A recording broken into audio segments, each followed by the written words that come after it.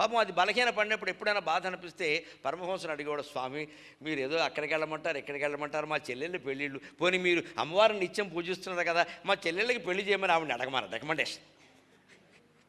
ఈయన ఏమన్నాడు, అమ్మవారు ఏమన్నా నాకు మేనత్త కూతురా నీకు కాకుండా పోయిందా, అమ్మవారు అందరికీ తల్లే కదా, నువ్వే అడగవయ్యా, గుళ్ళో కడుతున్నావుగా రోజు అని వెడితే ఆశ్చర్యకరంగా ఈయన గురువు చెప్పాడు కదా అని వెడితే ఆ గర్భాలయంలోకి వెళ్ళి కాళికాలయంలో అమ్మవారిని చూడగానే తన్మయమైపోవడమే తప్పితే శరీరమే తెలియట్లా, శరీరానికి ఉండే బంధాలు బాధ్యతలు ఎలా తెలుస్తాయి.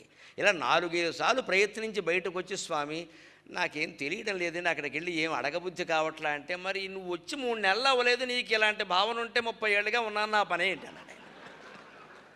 నువ్వు 3 నెలలు అవ్వలేదు, అమ్మవారిని చూస్తే నీకేమీ ఒళ్ళు తెలియట్లేదని చెబుతున్నావు కదా, జన్మలే గుర్తు రావట్లేదు అంటున్నావు కదా, మరి ఆవిడికి నాకు ఎన్ని జన్మల బంధం ఉందో తెలియదే, నాకెందుకు గుర్తుంటాయి, నేనెలా అడుగుతాను ఇదన్నీ. అంచేతన అబ్బాయి ఒక్క మాట తెలుసుకో, వదిలే ఆ విషయాన్ని, అవుతాయి అమ్మవారు చూసుకుంటుంది, నీ పని నువ్వు చెయ్యి. నిజంగానే అలాగే అయ్యే, వాళ్ళంతా సుఖంగా కాపురాలు చేసుకున్నారు. స్వామివారు హాయిగా అన్ని దేశాలు తిరిగారు, ఈ దేశంలోనూ తిరిగారు, ఆయన పని ఆయన చేశాడు, ఏది ఆగలేదండి. ఇదే సర్వధర్మాన్ పరిత్యజ్య మామేకం శరణం వ్రజ అహం త్వా సర్వపాపేభ్యో మోక్షయిష్యామి మా సూచక.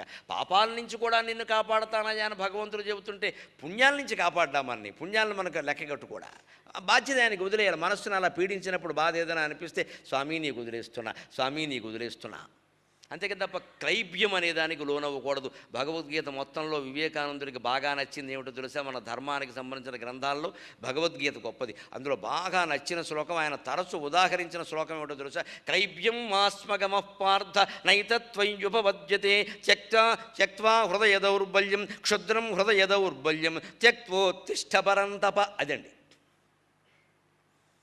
క్లైబ్యం మాస్మగమః పార్థ. క్లీబత్వం చేతకాని వాళ్ళ ఉండకయ్యా, చేతకానితనం అనే దాని మనస్సులోకి రానివ్వకయ్యా. అసలు నేను ఎందుకు పనికిరాను, నాకు చిన్నప్పటి నుంచి చదువు తక్కువ, తెలివితేటలు కూడా తక్కువ, ఏమిటో మా నాన్నకి ఇంతేట, మా మావయ్యకి అంతేట, అంటే ఉభయ వంశాలు ఇంతే. పోనీ మేనమామ నుంచేనా ఏం మంచి అలవాటు రావా? ఈ నీరసాన్ని ఎప్పుడు మనస్సులోకి రానివ్వకూడదు. ముఖ్యంగా యువతరానికి చెబుతున్న, 40 ఏళ్ల లోపు వాళ్ళు ఈ నీరసం వచ్చిందంటే కుటుంబం మొత్తం చెడిపోయినట్టే లెక్క. ఏదైనా నేను మార్చుకుంటా, ఎన్ని దుర్వ్యసనాలున్నా నేను వదిలేస్తా, సంకల్ప బలంతో నిలబడతానని నిలబడాలంతే. నీ ప్రయత్నం నువ్వు చేయి, భగవంతుడు నీ వెనకాల ఉంటాడు. అదే చెప్పాడు, క్లైబ్యం మాస్మగమః పార్థ నైతత్వయుపపద్యతే. కృష్ణుడు చెప్పారు, అది నిజంగా నీలో లేదయ్యా, లేని దాన్ని తెచ్చిపెట్టుకుంటున్నావు నువ్వు అని ఆక్షేపణగా కృష్ణుడు మాట అంటాడు. ఏడాదేనయ్యా నీకు పేడితనం, ఇప్పుడు కూడా తెచ్చిపెట్టుకుంటున్నావు అనవసరంగా అన్నాడు. నర్తనశాలలో పేడివాడిగా ఉన్నాడు కదా, ఏడాది ఊర్వశి శాపం, అందువల్ల నీకు ఏడాది క్లీబత్వం ఉంటే ఇప్పుడు యుద్ధం చేయవలసిన చోట కూడా పేడితనం తెచ్చిపెట్టుకుంటావు ఏమిటా, ఇది ఎప్పుడో పోయింది కదా అని ఆయన వీరత్వాన్ని గుర్తు చేస్తే, అర్జునుడు ఎటువంటి యుద్ధం చేశాడో తెలియదా? అర్జునుడు లేకపోతే భారత యుద్ధంలో పాండవులు గెలిచేవారా? అలాగా అర్జునుడిని కృష్ణుడు ప్రోత్సహించినట్టుగా వివేకానందుడు జనానికి చెప్పింది ఏమిటి అంటే, టేక్ ది రెస్పాన్సిబిలిటీ అంటూ యువర్ షోల్డర్స్. మొత్తం యుద్ధ భారమంతా అర్జునుడు భుజాల మీదే ఉన్నప్పటికీ అర్జునుడు కృష్ణుని యొక్క సారథ్యంలో ఎలాగైతే కంగారు పడకుండా యుద్ధం చేశాడో, మీరు మొత్తం భారాన్ని భగవంతుడి మీద వేసి మీ యుద్ధం, మీ జీవితం కోసం యుద్ధం మీరు చేయండి, నిత్యం పోరాటమే చేయండి, ఏం పర్వాలా, అదే నడుస్తుంది అన్నాడు ఆయన. కాబట్టే ఆయన సనాతన ధర్మం విషయంలో కూడా ఇది మళ్ళీ పునరుద్ధరింపబడుతుందా, ఇది మళ్ళీ పునరుజ్జీవనం పొందుతుందా అని నీరసం పొందలేదండి.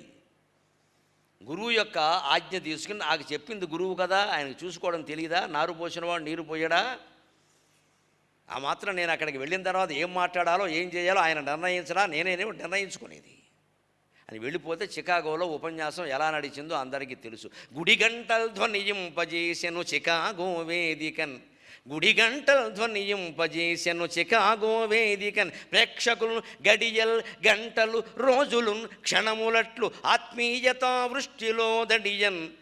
ప్రేక్షకులు గడియల్ గంటలు రోజులు క్షణములట్లు ఆత్మీయతా వృష్టిలో దడియన్. స్వామి వచో విలాసములు తత్వంబుల్ కథల్ గేయముల్, స్వామి వచో విలాసములు తత్వంబుల్ కథల్ గేయముల్. హడలెత్తించెను పశ్చిమావనిని, హడలెత్తించెను పశ్చిమావనియు ఆర్యావర్తమౌనోయనన్. హడలెత్తించెను పశ్చిమావనియు ఆర్యావర్తమౌనోయనన్. ఎంతో ధైర్యంతో గురువు మీద నమ్మకంతో ఆయన వేదిక ఎక్కితే ఆయనకి ఇచ్చింది 5 నిమిషాలు. 5 నిమిషాలు కూడా లేదు నిజానికి. కానీ ఆత్మీయమైన పలకరింపుకే వేల మంది జనం పులకరించిపోయారు. ఇది గురువు అనుగ్రహం కాదండి. పురుష ప్రయత్నం వెనకాల దైవానుగ్రహం అంటే అది. 5 నిమిషాలు మాట్లాడబట్టి ఆయనకే పేరు వచ్చింది అనొద్దు. 5 గంటలు మాట్లాడినా అలాగే మాట్లాడతాడు ఆయన. అది గురువు అనుగ్రహం వెనకాల. కానీ దానికి ముందు ఆయన పురుష ప్రయత్నం ఉందా లేదా? అదే డెస్టినీ ఇన్ యువర్ హ్యాండ్స్. మనం బాధ్యతను మనం నెత్తికెత్తుకుని వెనకాల గురువు ఉన్నాడు, దైవం ఉన్నాడు, తల్లిదండ్రులు ఉన్నారు, చూసుకుంటారు, ఏం పర్వాలా. ఈ దేశం మొత్తం మనకి మద్దతుగా ఉంది. భారతదేశం మనం దేశం కోసం కృషి చేస్తున్నామండి, ధర్మం కోసం. దేశ ద్రోహం చేస్తున్నవాడు భయపడాలి, మనం ఎందుకు భయపడాలి? వాళ్ళ దేశానికి ద్రోహం చేస్తూ నినాదాలు చేస్తున్న వాళ్ళందరూ విపరీతంగా విశృంఖలంగా మాట్లాడుతున్నారే వేదికల మీద. మనం ఎందుకంటే మాట్లాడడానికి సిగ్గుపడాలి హిందుత్వాన్ని గురించి? వాళ్ళు సిగ్గుపడాలి. కానీ ఈ దేశం ఒక్కటే జాతీయవాదం కోసమే మేము చేస్తున్నామంటే నమ్మడం లేదే. విడగొట్టేస్తున్నారు. ఇంతవరకు చేసిందంతా విడగొట్టేసింది వాళ్ళే. ఇప్పుడు మొత్తం కలుపుతుంటే అందరికీ వణుకొస్తుందండి ఒక్కొక్కడికి. ఒక దేశం మొత్తానికి ఈ దేశంలో పౌరుల పట్టిక తయారు చేయడం తప్ప? అదంత నేరమా, ఘోరమా? ఈ పాకిస్తాన్లో సహా ఆఫ్ఘనిస్తాన్లో, ఇరాన్లో, ఇరాక్లో మన వాళ్ళు మొత్తం హిందువులన్న ప్రతివాడు మాన ప్రాణాలు మొత్తం కోల్పోయి ఏడిచి ఇక్కడ కట్టుగొడ్డలతో వస్తే 30 ఏళ్ళుగా, 40 ఏళ్ళుగా, 50 ఏళ్ళుగా ఇక్కడుంటే వాళ్ళకి పౌరసత్వం కల్పించడం నేరమా, ఘోరమా? వాళ్ళ హక్కు అండి, మన ఆదర్శం అండి. ఇది కల్పించి తీరాలి ఖచ్చితంగా.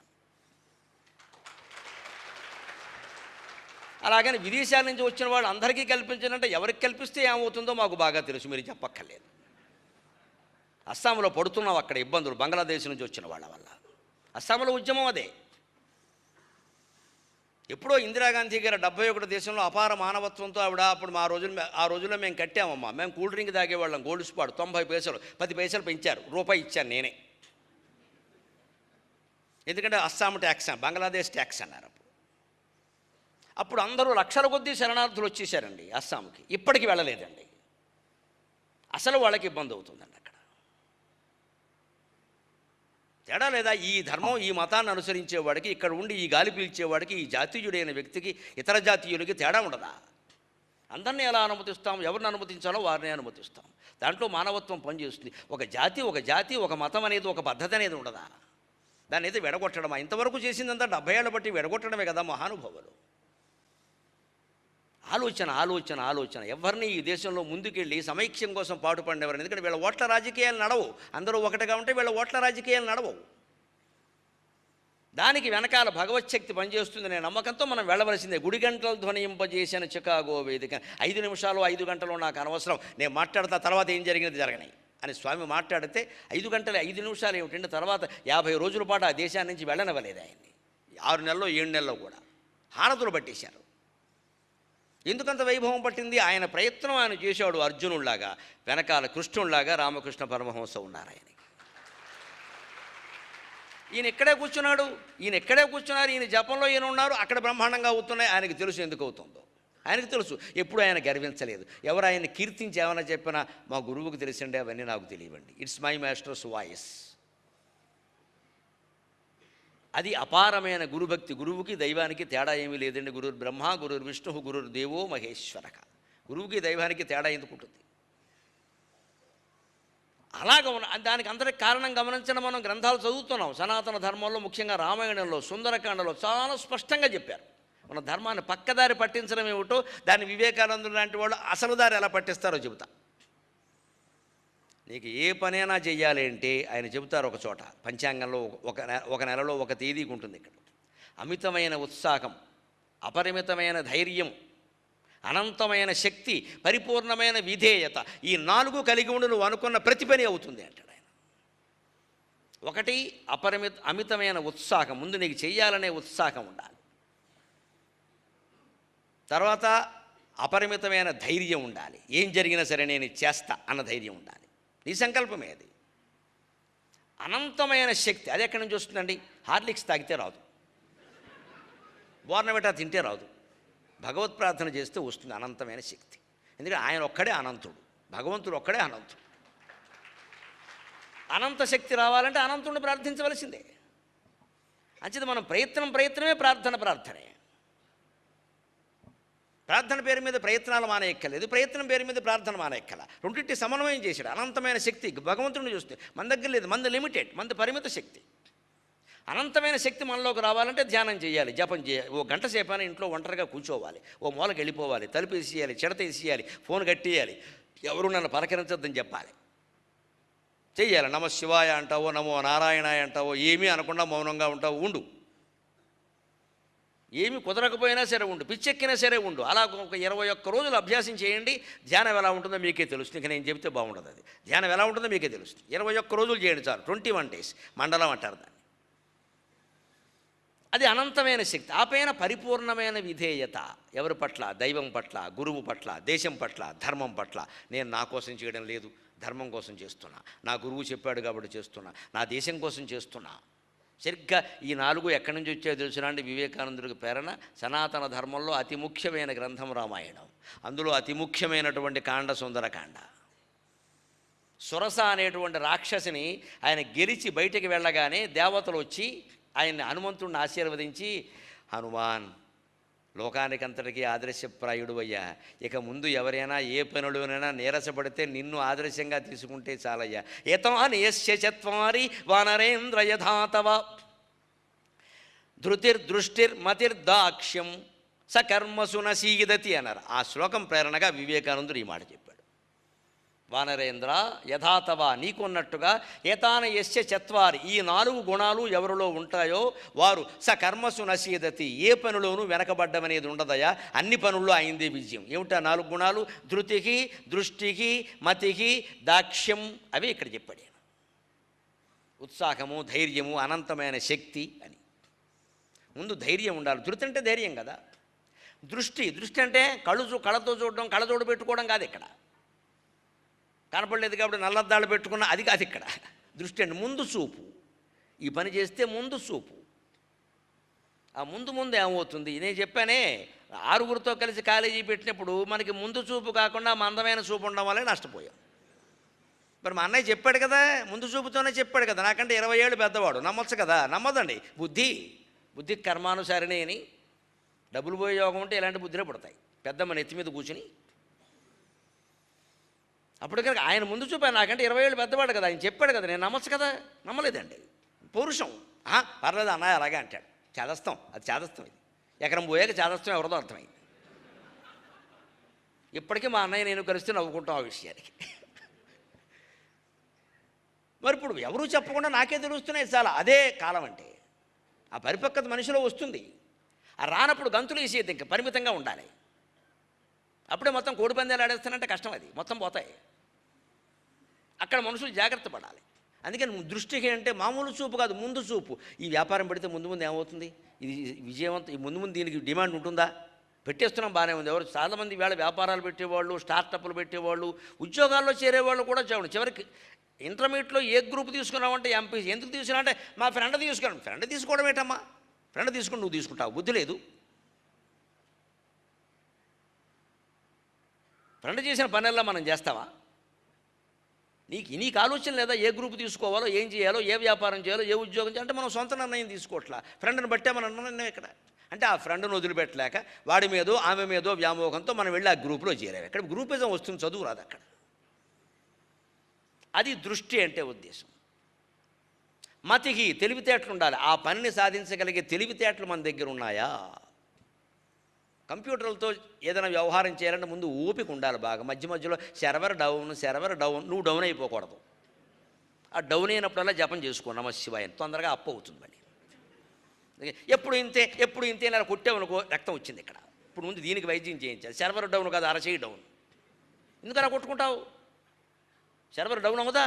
అది ఉన్నదే డౌన్ అవ్వడానికి. అది కంప్యూటర్ అండి, ఒక యంత్రం. ఇవాళ ఫోన్ల పరిస్థితి చూడండి అమ్మా. ఇందాక కూడా నేను చూసి మా వాడితో అన్నాను, నేను ఫోన్ల పరిస్థితి అసలు ఉట్టిన మోగుతోందండి, రిప్లై వస్తుంది, మాట్లాడుతూ మనకి వినపట్ల, కనెక్షన్ రావట్లేదు. ఎందుకని? కోట్ల మంది ఒక ఇంట్లో ఇంత చేస్తే 1300 చదరపొడుగులు కూడా లేని ఇంట్లో ఆ మూలకు ఎక్కడికో పెడితే వినపడుతుంది, ఈ మూలకు వస్తే వినపడదు. కష్టమాన ఆ మూల కొండ మీద కోతులో కూర్చుంటావా? అక్కడ వినపడుతుంది కదా. అక్కడికి వెడితే చివరికి ఇంట్లో వాళ్ళకి అనుమానం వస్తుంది, అస్తమానం అక్కడికి వెడుతున్నారని.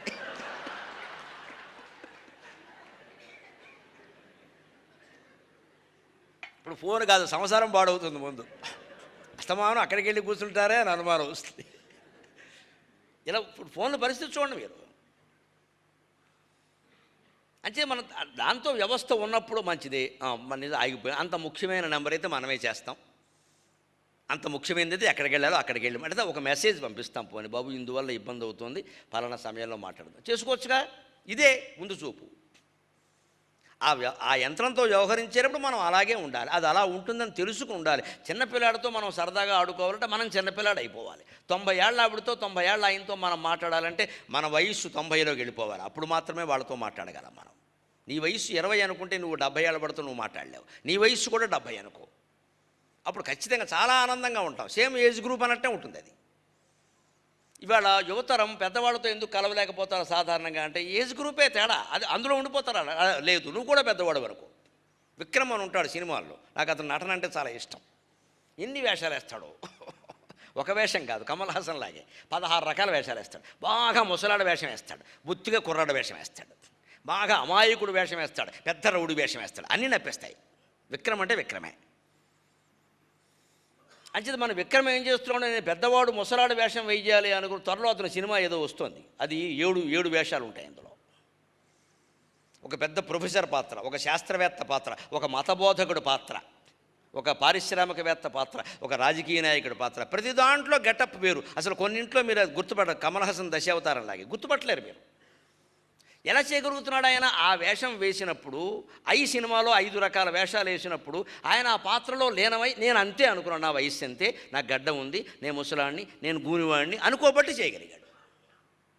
సరిగ్గా మనం 90 ఏళ్ల వాడితో మాట్లాడాలంటే నాకు పక్షవాతం వచ్చింది, నేను మంచంలోనే ఉన్నా, అప్పుడు వాళ్ళ కష్టాలు బాగా అర్థమవుతాయి. అంత మాత్రం చేత ఏం వచ్చేది, కంగారు పడక్కల.